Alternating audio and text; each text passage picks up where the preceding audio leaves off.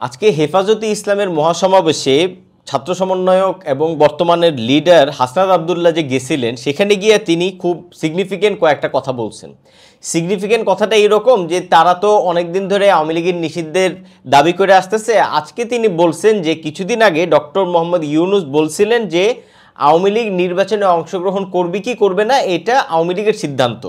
তার পরিপ্রেক্ষিতে তিনি আজকে ডক্টর মোহাম্মদ ইউনূসকে সম্বোধন করে বলছেন যে আমরা আপনাকে ক্ষমতায় বসিয়েছি, ফলে আমরা সিদ্ধান্ত নিব যে আওয়ামী লীগ নিষিদ্ধ হবে কি হবে না। গতকালকের এনসিপির যে সভা হয়েছিল বাইতুল মোকাররমে, সেখানেও এনসিপি এই কথাটা ক্লিয়ারলি বলছে যে আওয়ামী লীগ নিষিদ্ধ হবে কি হবে না এইটা আমরা সিদ্ধান্ত নিব, মানে এনসিপি সিদ্ধান্ত নিবে। যারা গণ অভ্যুত্থান ঘটাইছে, জুলাইয়ের আন্দোলন ঘটাইছে, যারা এর নেতৃত্ব দিছে, তারা এই সিদ্ধান্ত নেবে, অন্য কেউ না। সেই পরিপ্রেক্ষিতে আজকে তিনি হাসনাত আবদুল্লাহ সাহেব প্রফেসর ইউনূসকে সম্বোধন করে বলতেছেন যে আমরা আপনাকে ক্ষমতায় বসাইছি।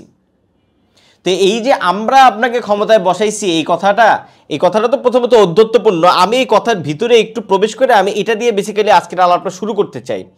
তিনি যে বললেন আমরা আপনাকে বসাইছি, ডক্টর মোহাম্মদ ইউনূসকে যে তারা বসাইছে 2024-এর জুলাই মাসে অর্থাৎ আগস্টের 5 তারিখে যখন তারা ডক্টর মোহাম্মদ ইউনূসকে এই ব্যাপারে আবেদন জানাইছে, তখন যদি তাদের আবেদন ডক্টর মোহাম্মদ ইউনূস গ্রহণ না করতো তাহলে কি হইতো?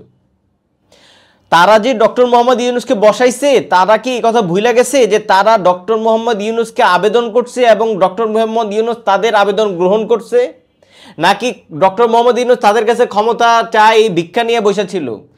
প্রথমে ডক্টর মোহাম্মদ ইউনূস কিন্তু রাজি হন নাই, তারপরে তারা বলছে যে স্যার আপনাকে ছাড়া আমাদের আর কোনো রাস্তা নাই। তার ধারাবাহিকতায় প্রফেসর ইউনূস দেশের হাল ধরছেন।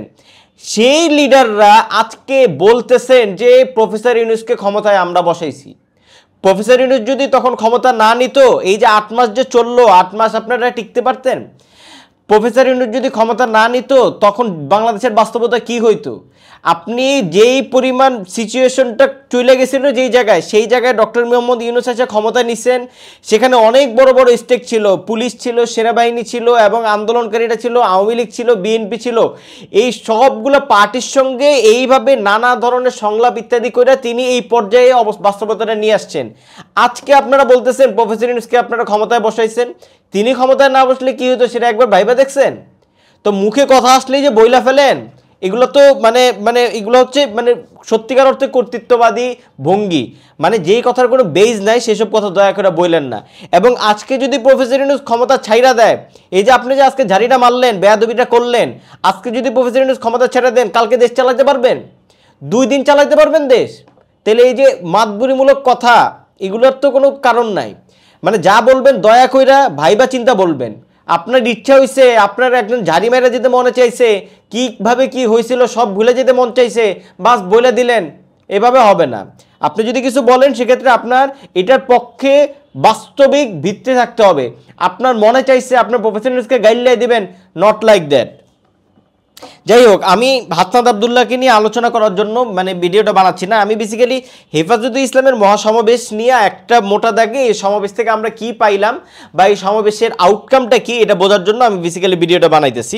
সেখানে হাসনাত আবদুল্লাহর সেখানে যাওয়া এবং তার এই বক্তব্যটা একটা সিগনিফিকেন্ট ঘটনা, সে কারণে আমি সেটা দিয়ে আলাপ শুরু করলাম। না, আমি এখন বেসিক্যালি যেটা করবো সেটা হচ্ছে যে এই অনুষ্ঠানে এই মহাসমাবেশে আমার দেশ পত্রিকার সম্পাদক মাহমুদুর রহমান সাহেব গেছিলেন বাইরে থেকে, এবং সেখানে হেফাজতে ইসলামের অনেক নেতারা কথা বলছেন। সেখানে মামুনুল হক সাহেব, স্বাভাবিকভাবেই মামুনুল হক সাহেবের বক্তব্যটা খুব ইম্পর্টেন্ট।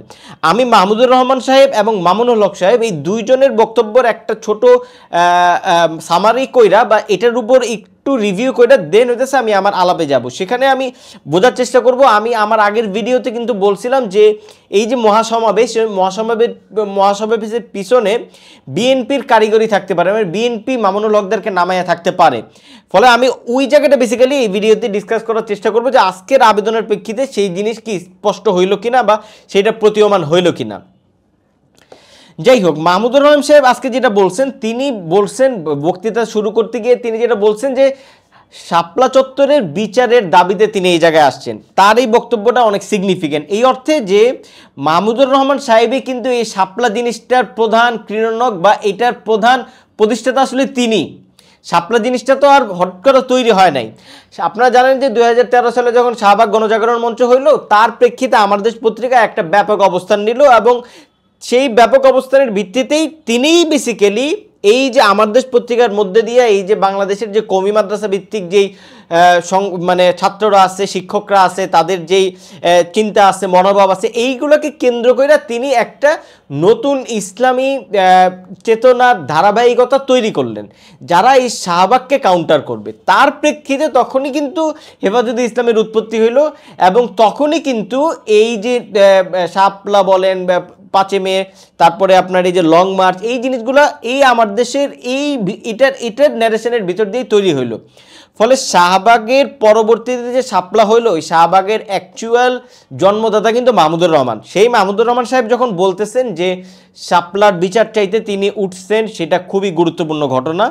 এবং আমরা জানি যে শাপলাই হচ্ছে যে বাংলাদেশের স্বাধীনতার পরে শাপলাই হচ্ছে যে শেখ হাসিনার সবচেয়ে বড় মানে হাতে সবচেয়ে বড় হত্যাকাণ্ড এবং ম্যাসাকার, যে স্বাধীনতার পরে এই ধরনের ম্যাসাকার হয় নাই বাংলাদেশে। যদি আপনি 2টা ম্যাসাকারের কথা ধরেন বাংলাদেশের জন্মের পরে, সেটা হচ্ছে যে শাপলা এবং 2024। ফলে এই শাপলার ম্যাসাকারের বিচার হওয়াটা খুবই জরুরি। এবং এছাড়াও প্রচুর মানে শাপলার এই কাণ্ডকে কেন্দ্র করে, এই ঘটনাকে কেন্দ্র করে পরবর্তীতে কিন্তু প্রচুর হেফাজতে ইসলামের নেতাকর্মীদেরকে আওয়ামী লীগ, শেখ হাসিনা প্রচুর মামলা দিছে। এই মামলা টামলা দিয়া তাদেরকে জেলের ভিতর ভইরা রাখছে এবং নানাভাবে তাদেরকে হেনস্থা করছে। মাহমুদুর রহমান সাহেব সেটারও দাবি তুলছেন এবং সেগুলা প্রত্যাহারের দাবি তুলছেন। কিন্তু তিনি ইম্পর্টেন্টলি একটা কথা বলছেন যে এই যে হেফাজতে ইসলামের এই যে শাপলা, যেটার মধ্যে দিয়ে আওয়ামী লীগ তাদের উপর হত্যাকাণ্ড চালাইলো, এই ব্যাপারে হেফাজত এখন পর্যন্ত মামলা করলো না কেন?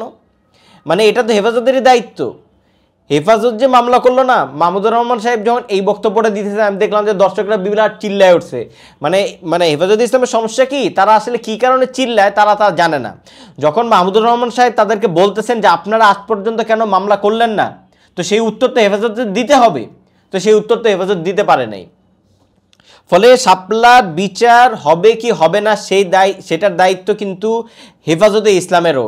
এবং হেফাজতে ইসলামের এটা ভুলে যাওয়ার কোনো কারণ নাই যে বর্তমানের যে উপদেষ্টা আদিলুর রহমান খান, তিনি কিন্তু তাদের এই যে শাপলার বিচার নিয়ে তাদের ব্যাপকভাবে তাদের মানে এইগুলো নিয়ে কাজ করছেন। এবং তার উপর দিয়ে যে কি ধকলটা গেছে, হাসিনা যে তার উপর দিয়ে কি ধকলটা দিছে, এইটা শাপলা আজকের যেই মানে শাহবাগের সোহরাওয়ার্দী উদ্যানের যে হেফাজতের মহাসমাবেশ, সেখানে কিন্তু স্পষ্ট হয় নাই।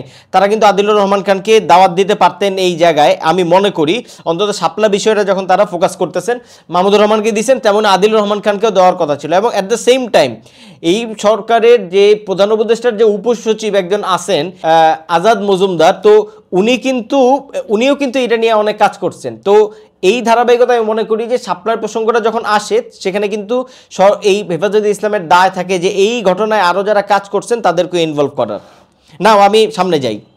মামুনুল হক সাহেবের আজকের যে বক্তব্য, সেখানে আপনারা জানেন যে হেফাজতে ইসলামের এই মহাসমাবেশের যে 4 দফা, বেসিক্যালি এই 4 দফায় তিনি বলছেন যে 4 দফার ভিতরে তো আপনারা নিশ্চয়ই জানেন, আমি এটা নিয়ে ভিডিও বানাইছেন, আপনারা এই যে ভিডিওটা দেখতেও পারেন। আমি কালকের ভিডিও এটা মানে জাস্ট এই যে 4 দফা এই বিষয়গুলো নিয়ে আলোচনা করছি সেখানে।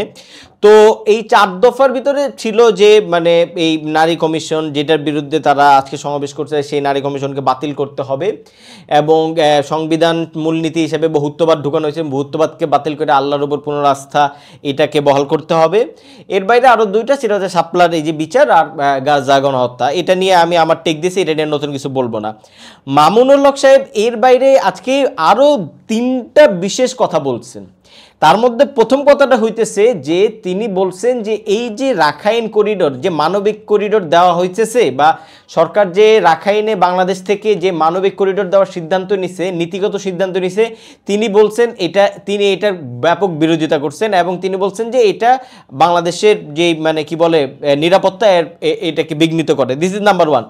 নাম্বার 2 হচ্ছে তিনি বলছেন যে এতকাল ধরে তারা প্রফেসর মোহাম্মদ ইউনূসকে এই যে নারী বিষয়ে বা তাদের যে দাবি দেওয়া এগুলার বিষয়ে সুন্দরভাবে এগুলো বলে আসতেছিলেন, কিন্তু তিনি দেখতেছেন যে এতে কোনো কাজ হচ্ছে না। ফর দ্যাট রিজন তিনি এবার বলছেন যে আমরা আঙ্গুল বেঁকাইয়া ঘি উঠাইতে বাধ্য হব, মানে তারা সরকারের এগেনস্টে একটা মোটামুটি হুমকি দিচ্ছেন, মানে প্রফেসর ইউনূসের এগেনস্টে। এবং তৃতীয়ত তিনি যে কথাটা বলছেন সেটা বলছেন যে এই বাংলাদেশ যেমনভাবে দিল্লির দাসত্ব করবে না, অ্যাট দ্য সেম টাইম এটা ওয়াশিংটনের দাসত্বও করবে না। অর্থাৎ খুব সিরিয়াসলি, খুব মানে ইজি, মানে সিম্পলি তিনি এখানে আসলে প্রফেসর ইউনূসের সঙ্গে যে আমেরিকার একটা সম্পর্ক আছে, বাংলাদেশের বর্তমান সরকার যে আমেরিকার একটা সাপোর্ট পায়, এই জিনিসটাকে তিনি টিটকারি করছেন বা এইটাকে তিনি ইন্ডিকেট করছেন। মানে বলতে চাইছেন যে প্রফেসর ইউনূসের এই যে ওয়াশিংটন বা আমেরিকান সাপোর্ট এইটা চলবে না, তারা মানে ইসলাম বিরোধী, আমেরিকার নানা ধরনের জাতিসংঘ বলেন এই জাতীয় বিষয়, এই বিষয়গুলো যখন বাংলাদেশে ইমপ্লিমেন্ট হতে শুরু করবে তখন বাংলাদেশের ইসলাম ক্ষতিগ্রস্ত হবে। নাও এই যে তিনটা জিনিস, এই তিনটা জিনিস যদি আপনি এবার মিলান, এই যে মানবিক করিডর, এইটা আসলে কার দাবি? এই দাবিটা প্রথম কে তুলছে? বিএনপি।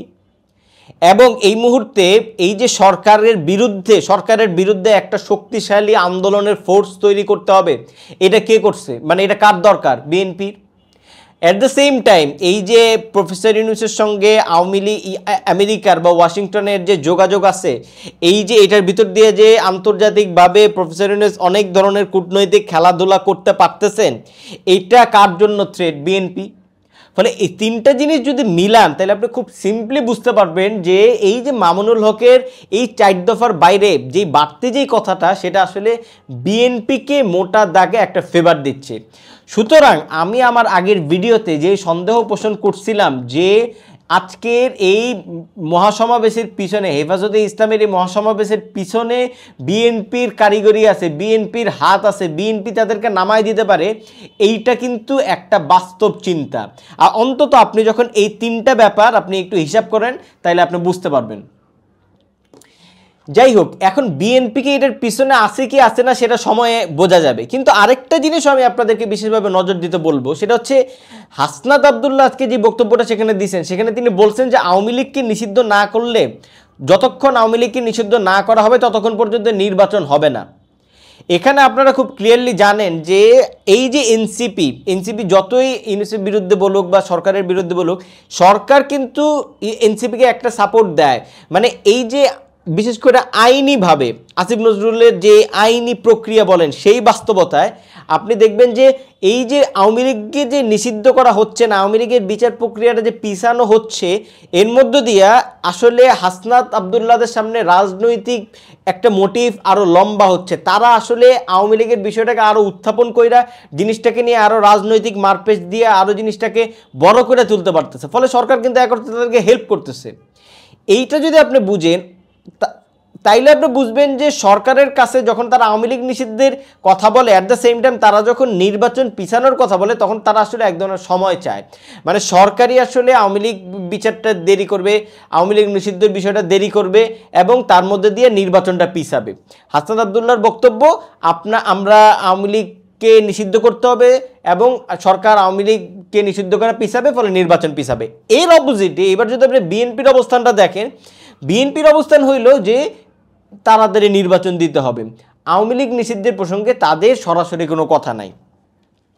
আজকে হেফাজতে ইসলাম তাদের মানে এই যে মামুনুল হক সাহেবের বড় ভাই, উনি সম্ভবত মাহফুজুল হক সাহেব, উনি হচ্ছে এই যে মহাসমাবেশের যে মৌলিক 12টা দাবি বা ঘোষণা এগুলো পাঠ করছিলেন। সেখানে একটা ছিল যে আওয়ামী লীগের নিষিদ্ধের সকল কার্যক্রম নিষিদ্ধ করতে হবে। কিন্তু ইন্টারেস্টিং হইল সেখানে কিন্তু তিনি নির্বাচনের প্রসঙ্গে একবারের জন্য উত্থাপন করেন নাই। নির্বাচন হবে কি, ফলে মানে নির্বাচন হবে কি হবে না এই প্রসঙ্গটার সঙ্গে যেভাবে আওয়ামী লীগের নিষিদ্ধ হওয়ার বিষয়টা জড়িত, এটা কিন্তু তিনি হাজির করেন নাই। তা আওয়ামী লীগ নিষিদ্ধ করতে হবে, তার মানে বোঝা যায় যে এই যে নির্বাচনের যে প্রসঙ্গ, এই যে নির্বাচনটাকে তাড়াতাড়ি করতে হবে, এই যে বিএনপির দাবি, এই বিষয়ে তারা বিএনপিকে ব্যাক করতেছে। এবং খুব শিগগিরই আমরা হয়তো শুনতে পাবো যে এই মাওলানা মামুনুল হক সাহেব এবং তার বড় ভাই মাওলানা মাহফুজুল হক সাহেব এবং সমস্ত হেফাজতে ইসলামের নেতারা বলতে চেষ্টা করবেন যে নির্বাচিত সরকার আমাদের দরকার। এবং সেক্ষেত্রে আমি মনে করি যে এই ক্ষেত্রে বিএনপির সঙ্গে তাদের যে ডিলটা হয়ে থাকতে পারে, সেটা হচ্ছে যে মাওলানা মামুনুল হক এবং আরও কিছু বিশেষ বিশেষ নেতাকে বিএনপি সম্ভবত সংসদে আসন দেওয়ার চিন্তা করতেছে। আমি ভুলও হইতে পারি, তবে এটা আমার একটা সন্দেহ এবং অনেকে এটা নিয়ে আলোচনাও করতেছে। ফলে এটা হইতেই পারে যে বিএনপি এই ধরনের কয়েকটা ইসলামী নেতাদেরকে মানে সিট দিবে এবং তার মধ্যে দিয়ে বিএনপি টোটাল যে ইসলামিক সারফেসটা আছে এটাকে তাদের সঙ্গে রাখবে। আপনাদের মনে আছে কিনা মুফতি ফজলুল হক আমিনী বলে একজন ইসলামী নেতা ছিলেন, তিনি কিন্তু চিরকাল তার যে দল ছিল তার দলের নাম ছিল ইসলামী ঐক্যজোট, এবং চিরকাল কিন্তু তারা বিএনপির সঙ্গে একত্র হয়ে রাজনীতি করছে। তিনিও কিন্তু এই যে মাওলানা মামুনুল হকের মতো এরকম মানে খুব বেশি মানে কি বলে দুর্দান্ত প্রতাপশালী মানে মৌলবী ছিলেন। ফলে তিনি জিনিসটা মানে যেভাবে মানে আওয়ামী লীগ বিএনপির সঙ্গে যেভাবে জিনিসটাকে মার্চ করতে পারছেন, অ্যাট দ্য সেম পদ্ধতিতে মাওলানা মামুনুল হক সাহেবরাও বিএনপির সঙ্গে মার্চ করার সম্ভাবনা আছে। লাস্টলি আমি আরেকটা বিষয় উত্থাপন করব যে মামলা প্রত্যাহারের বিষয়েও আজকে দেখলাম যে তারা খুব ক্লিয়ারলি সরকারের বিরুদ্ধে অবস্থান নিছে যে এতদিন হয়ে গেল হেফাজতে ইসলামের নামে মামলাগুলা, মিথ্যা মামলাগুলা শেষ হইল না। এই ক্ষেত্রে অবশ্যই আমি তাদের মামলা প্রত্যাহার চাই। যেই পরিমাণ আলেমদেরকে এখানে নিপীড়ন করা হয়েছে, নির্যাতন করা হয়েছে, আমি তাদের প্রত্যেকের মামলা প্রত্যাহার চাই। কিন্তু এখানে একটা যুক্তির কথা আপনাদের মানতে হবে, হেফাজতে ইসলামের নেতাদের এখানে একটা যুক্তির কথা মানতে হবে। সেটা হচ্ছে যে ভাই আপনারা এই যে মানে মামলা প্রত্যাহার চাচ্ছেন, এখানে কি আইন উপদেষ্টা আসিফ নজরুল নির্বাহে আদেশ দিয়ে কি আপনাদের সব মামলা এক চালে প্রত্যাহার করে দিতে পারবে, বাতিল করে দিতে পারবে? সেটা তো সম্ভব না। আইন উপদেষ্টার হাতে, আইনমন্ত্রীর হাতে সাংবিধানিকভাবে এমন কোনো অস্ত্র নাই যেটার ভিতর দিয়ে তারা এক নির্বাহী আদেশে টোটাল সব মামলা শেষ করে দিতে পারবে। বিএনপির, জামায়াতের লক্ষ লক্ষ মামলা যে তাদের বিরুদ্ধে হয়েছে সেগুলো কি আপনি সব এখনও প্রত্যাহার করতে পারেন নাই? কেন? বিএনপির নামে কি এখনও মামলা চলমান নাই? বিএনপির অজস্র নেতাকর্মীরা কি এখনও জেলের মধ্যে পৌঁছতেছে না? কেন? তাদের সবার কি জামিন হয়েছে? এখনও আমরা দেখতেছি যে বিএনপির ইভেন বড় বড় নেতারাও তাদের বের হইতে 6 মাস 5 মাস এরকম লেগে যেতেছে। কেন? কারণ হইতেছে যে এই যে মামলাগুলা হাসিনা গায়ে বিবাদ্য দিতে বা খারাপ রাজনৈতিকভাবে ইনফ্লুয়েন্স হয়ে করছে, কিন্তু আর মামলাগুলো রিভিউ করতে হবে। আপনি রিভিউ না কইরা আপনি যদি নির্বাহী আদেশে পুরো জিনিসটাকে বাতিল করে দেন, সেটা তো কোনো সমাধান না। ফলে আগে আপনার জিনিসটাকে রিভিউ করতে হবে, তারপরে আপনার সমাধানের লাইনে যেতে হবে। হেফাজতে ইসলামের এখনও সম্ভবত অর্ধশতাধিক আলেম জেলের মধ্যে আছে, যারা ধারণা করি মিথ্যা মামলা বা এই যে আওয়ামী লীগের এই যে ফ্যাসিস্ট মামলায় তারা বন্দী। কিন্তু এই জিনিসগুলো তো আপনার রিভিউ করতে হবে। এক্ষেত্রে যেটা গুরুত্বপূর্ণ সেটা হলো যে বিএনপি রাজনৈতিকভাবে একটা শক্তিশালী দল, বিএনপি জামাতে ইসলামও একটা শক্তিশালী দল, তাদের সেখানে ইনফ্লুয়েন্স করার ক্ষমতা আছে। আপনি বাংলাদেশের আদালতের ব্যবস্থাপনা জানেন। ফলে হেফাজতে ইসলাম যতক্ষণ না পর্যন্ত রাজনৈতিকভাবে সেই ইনফ্লুয়েন্সটা তৈরি করতে পারবে, ততক্ষণ পর্যন্ত তাদের আসলে এই যে মামলা জিনিসটা মানে এটা কিন্তু একটু ধীরগতির হবে, এটা বাস্তবতা। এখন আমি অবশ্যই এটা মানে চাই, কিন্তু আমি যেটা বলতে চাই যে আপনাদের এই যে এটাও আপনাদের একটা ব্যর্থতা যে আপনারা রাজনৈতিকভাবে আপনাদের যে দল সেটা ইনফ্লুয়েন্স আপনারা আদালতে তৈরি করতে পারেন নাই বাংলাদেশের বাস্তবতায়। মানে আপনারা যে মানে এটার পিছনে কিন্তু আপনাদের এই যে শিক্ষা কাঠামোর সঙ্গে আপনাদের বিষয়গুলো জড়িত। আপনারা তো আপনারা যে আইন পড়েন, আপনারা পড়েন ইসলামী আইন, কিন্তু বাংলাদেশের যে রাষ্ট্র যে আইনে চলে সেই আইন তো আপনারা পড়েন না। ফলে আপনাদের যে রিপ্রেজেন্টেটিভ, আপনাদের যে আইনি রিপ্রেজেন্টেটিভ, তাদের আসলে বাইরেতে হয়, তাদের আসলে ঢাকা ইউনিভার্সিটিতে এসে আইন পড়ে তারপরে মানে নামতে হয় আপনাদের জন্য, সেরকম লোক আপনাদের নাই। ফলে হচ্ছে যে আপনাদের রিপ্রেজেন্টেটিভ হবে আপনাদের ভিতর থেকে যে আইনি সেটার স্বল্পতা আছে। ফলে দেখেন আপনারা এখনো পর্যন্ত শাপলার নামে একটা মামলা করতে পারেন নাই। আপনারা নিজেরা এই যে আপনাদের নামে অর্ধশতাধিক জামিন আপনারা বের করতে পারতেছেন না কেন? এই বিষয়গুলো আপনাদের ভাবতে হবে। এবং আমি মনে করি যে এক্ষেত্রে আপনারা প্রফেসর ইউনূসকে যেভাবে দায়ী করতেছেন সেটা আসলে একটু, আমি মনে করি যে এটা আসলে একটু মানে বাড়াবাড়ির মতো। কারণ এখানে তো আসলে সবাই আসলে পস্তাচ্ছে, মানে বিএনপি জামাতের এত ইনফ্লুয়েন্স, তারাও তো আসলে সবাইকে বের করতে পারে নাই। ফলে আমি বিষয়টা আপনাদেরকে একটু ভাবতে বলবো। যাই হোক, ছোটো করে লাস্টে একটা প্রসঙ্গ একটু বলে শেষ করে দিব। সেটা হচ্ছে যে দেখলাম যে নারী কমিশন বাতিল করে সেখানে নতুনভাবে নারী কমিশন করে সেখানে বলা হইতেছে যে সেখানে ধর্মীয় এবং সামাজিক মূল্যবোধ সম্পন্ন লোকদের এবং চিন্তার মিশেল ঘটাইয়া একটা নতুন নারী কমিশন বা নতুন একটা নারী কমিশনের মধ্যে দিয়ে নারী অধিকারের বিষয়টা সামনে আনতে হবে। এটা হচ্ছে হেফাজতে ইসলামের কথা।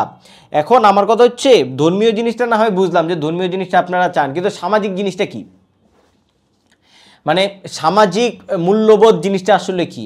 এখানে আমি খুব ক্লিয়ারলি মনে করি যে হেফাজতে ইসলামের একটা ঘাপলা আছে।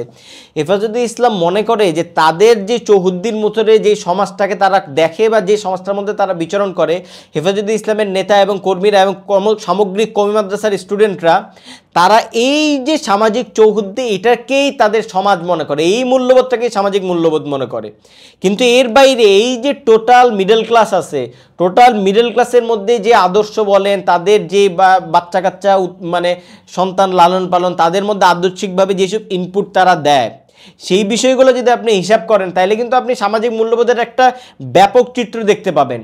আমি শুধু মিডল ক্লাসের কথা বলবো না, আমি ইভেন গ্রাম বাংলার যে নিম্নবর্গীয় বাঙালি আছে, বাংলাদেশি আছে, তাদের দিকেও যদি আপনারা তাকান, সেখানকার যে সামাজিক মূল্যবোধ সেখানেও যদি আপনি দেখেন, তারাও কিন্তু তাদের মেয়ে সন্তানকে শিক্ষিত করতে চায়, তারাও তাদের মেয়ে সন্তানকে চায় যে তার একটা ভালো পজিশনে যাবে। সেখানে একটা বাবা একটা মা, আমি দায়িত্ব নিয়ে বলতেছি, বাংলাদেশের গ্রামগঞ্জের নিম্নবর্গের অজস্র ফ্যামিলি এবং বহু পার্সেন্টেজে আপনি সেটা 50-60% কম আপনি বলতে পারবেন না, যে যারা বাপ মা মনে করে যে তাদের ছেলে এবং মেয়েকে তারা আলাদাভাবে দেখে না। ফলে কিন্তু এখন আপনি যদি এই যে সামাজিক মূল্যবোধের জায়গাটাকে আপনি যদি ক্লিয়ার না করেন, আপনি যদি মিডল ক্লাস কী চায়, বাঙালি মিডল ক্লাস কী চায়, বাঙালি নিম্নবিত্ত কী চায়, বাঙালি নিম্নবিত্তের মধ্যে মানে সামাজিক মূল্যবোধগুলো কি কি নিরিখে নির্ধারিত হয়, এই জিনিসগুলোর যদি আপনারা মানে ক্লিয়ার মানে মানে বিষয় মানে হাজির না করেন, এটার পরিষ্কার কোনো মানে বাস্তবতা হাজির না করেন, তাইলে কিন্তু আসলে কিছুই বোঝা যায় না। সেক্ষেত্রে যেটা বোঝা যায় তা হলো যে ধর্মীয় এবং সামাজিক মূল্যবোধ মিলায় বেসিক্যালি আপনারা আসলে একটা ধর্মভিত্তিক একটা ইনফ্লুয়েন্স আপনারা ঢুকাইতে চান। তো ধর্মভিত্তিক বাংলাদেশ তো ইসলামী রাষ্ট্র না, ফলে আপনি ধর্মভিত্তিক ইনফ্লুয়েন্স ঢুকাইতে চাইলেই তো জিনিসটা ঢুকে যায় না, তাই না? ফলে আপনার তো আসলে এই রাষ্ট্রের মধ্যে আপনারা কিভাবে ফাংশন করবেন এই বিষয়গুলো নিয়ে আমি মনে করি যে একাডেমিক্যালি আপনাদের আসলে বসা দরকার এবং একাডেমিক্যালি জিনিসগুলো সমাধান করা দরকার। এই দেশ একটা 90% মুসলমানের দেশ, ফলে এই দেশের মানুষের ইসলাম এই দেশের মানুষের কাছে গুরুত্বপূর্ণ।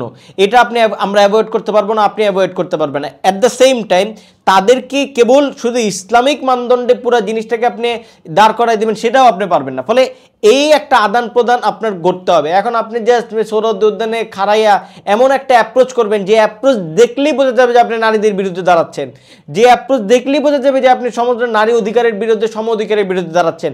ফলে এতে কি আপনার খুব ভালো হবে? আপনি কি মনে করেন যে এতে আপনার সমাজ আপনাকে খুব অ্যাকসেপ্ট করবে? সামাজিক মূল্যবোধের যে বিচার সেই বিচারে আপনি উতরায় যাবেন? সেটা কিন্তু ভাবার কোনো কারণ নাই। ফলে আমি বলবো যে এই বিষয়গুলো আপনারা আরও সিরিয়াসলি ভাববেন।